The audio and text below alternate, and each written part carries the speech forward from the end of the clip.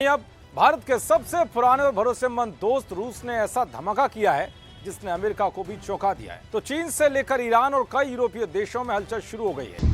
दोस्तों, इतिहास गवाह है कि संकट के समय ही असली दोस्त की पहचान होती है। आज जब पूरी दुनिया एक तरफ खड़ी है और रूस दूसरी तरफ खड़ा है, जो किया उसने पूरी दुनिया की कूटनीति के सिद्धांतों को हिलाकर रखा। लेकिन दोस्तों, आज मॉस्को से जो खबर आई है वो केवल एक व्यापारिक खबर नहीं होने वाली है, वो भारत की संप्रभुता का विजय घोष है। 78 साल में पहली मर्तबा लेकिन रूस की जानिब से अब तक का बड़ा सिफारती धमाका हुआ, क्लीन बोल्ड हुआ है।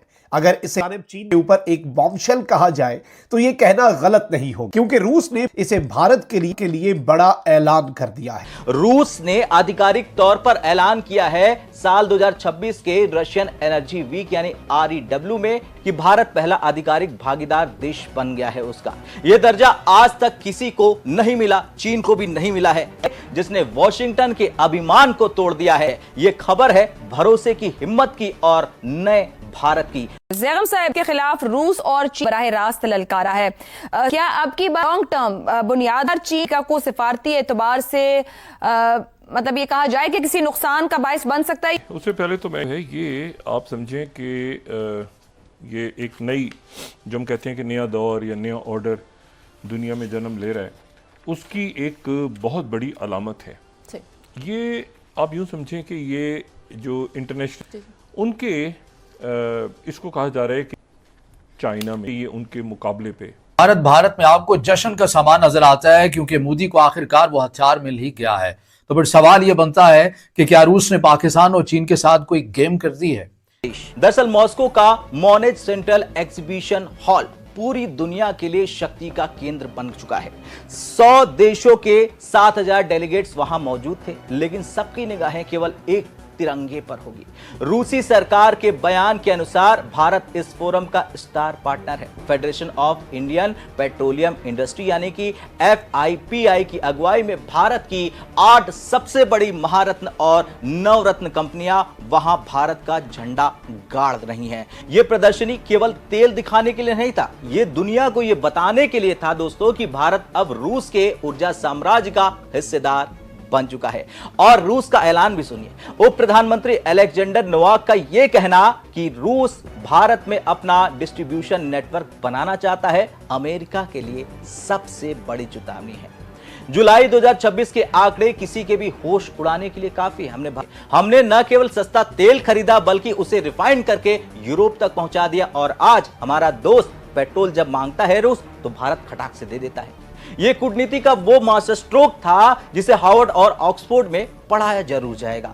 अब ये दोस्ती रातों रात नहीं बनी है। भारत ने रूस के बर्फीले इलाकों में अपना पसीना और पैसा तब लगाया जब दुनिया वहां जाने से डरती थी। सब अब सूरत हाल ये है कि हमारे पड़ोस में भारत है, उन्होंने जो तेल है वो रशिया से खरीद रहे हैं। उसके अलावा उनके पास इतनी कैपेसिटी है कि वो रशियन ऑयल को प्रोसेस कर सके, उनके पास रिफाइनरीज मौजूद हैं।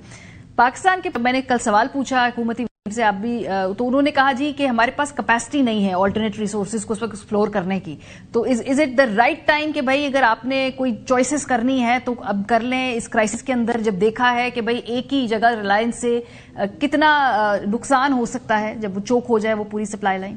पर आ जाइए कि चीन के लिए क्या पैगाम है। देखिए, इस वक्त क्वाड का हिस्सा भारत है, इंडो पैसिफिक पार्टनर अमेरिका का इस खत्ते के अंदर भारत है, और हर उस इत्तेहाद के अंदर अमेरिका भारत को रखता है जो चीन मुखालिफ है। मगर उसके बावजूद भी अगर आप ये देखिए कि रूस और चीन के ताल्लुकात तो इंतहाई मिसाली हैं, और बिलखसूस इंडिया की तरफ से तो ये तो ऐलान करता है कि वो जब भी अपने नेवी डिपार्टमेंट के अंदर कोई चीज़ अपडेट करते हैं तो वो तमाम चीज़ें अपनी देख कर करते हैं चाइना को, और चाइना के अगेंस्ट ही अगर रशिया को, अगर भारत को तमाम तर टेक्नोलॉजी चीज़ें दी जा रही हैं तो जाहिर है ये चाइना ही को पैगाम है कि एक तरफ रूस जो है वो चीन के साथ ताल्लुकात भी बहुत अच्छे रखता है, दूसरी साइड के ऊपर वो अपनी अहम तरीन और हसास किस्म की जो टेक्नोलॉजी है वो इंडिया के साथ शेयर करता हुआ भी नज़र आता है। तो कहने का मकसद ये है कि रूस चाइना को भी ये पैगाम देना चाहता है कि वो ज़रूर इस खत्ते में चाइना के ऊपर इन्हिसार करता है, लेकिन वो फ़कत चाइना ही के ऊपर इन्हिसार नहीं करना चाहता बल्कि वो अपने साथ इंडिया को भी चलाना चाहता है। ये इस मानों के अंदर कि पाकिस्तान के लिए क्या पैगाम है। देखिए, पाकिस्तान के लिए बड़ा सीधा और सादा सा पैगाम वो ये है कि रूस इस खत्ते के अंदर पाकिस्तान को वो अहमियत नहीं देता जो कि चीन और भारत को देता है। आपने देखा होगा कि प्यूटन रशिया का विजिट भी करते हैं, प्यूटन भारत का दौरा भी करते हैं, लेकिन वो पाकिस्तान का विजिट नहीं करते। पाकिस्तान को भी इसके मुतबादिल की तुर्की पर जाना पड़ेगा। लेकिन फिलहाल के लिए अगर आप बात करते हैं सिफारती हवाले से, रशिया पाकिस्तान को वो अहमियत नहीं देता। जैसे अगर अस्करी पॉइंट ऑफ व्यू से बात करें तो मुसलसल रशिया जो है वो भारत को सपोर्ट और उसकी हिमायत करता हुआ भी नजर आता है।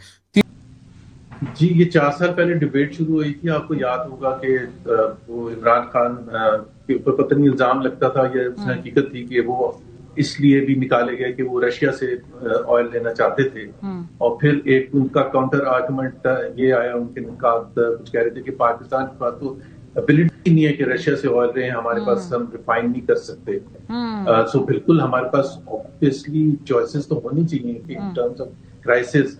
और वैसे भी अगर रशियन ऑयल सस्ता है और ट्रम्प साहब के हमारे साथ ताल्लुकात अच्छे हैं, तो हम क्यों नहीं उनके साथ ये कह सकते कि जी हमें 1 महीने नहीं 6 महीने की छूट दी जाए।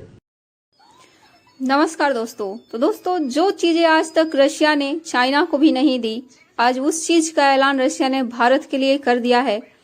भारत को रशिया ने अपना ऑफिशियल तौर पर पार्टनर अनाउंस कर दिया है। और ये दोस्तों तब हुआ है जब पूरी दुनिया की नजर भारत और रशिया के रिलेशनशिप पर है। लेकिन इस समय चाइना में भी इसके असर को हम देख सकते हैं, क्योंकि दोस्तों रशिया ने ऐसा पहले कभी नहीं किया है। चाइना को भी उसने अपना ऑफिशियल पार्टनर कभी अनाउंस नहीं किया है। लेकिन जब प्रदर्शनी लगी तो सबकी नजरें भारत और रशिया पर टिकी रह गई।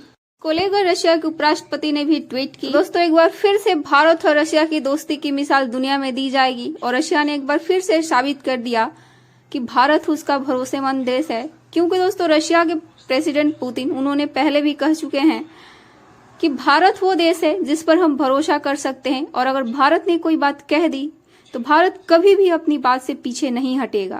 दोस्तों, पुतिन का ऑफिशियली बयान है। वीडियो अच्छी वीडियो को लाइक कीजिए, शेयर कीजिए, उस चैनल को सब्सक्राइब कीजिए। दैट इज व्हाट इंडियंस से।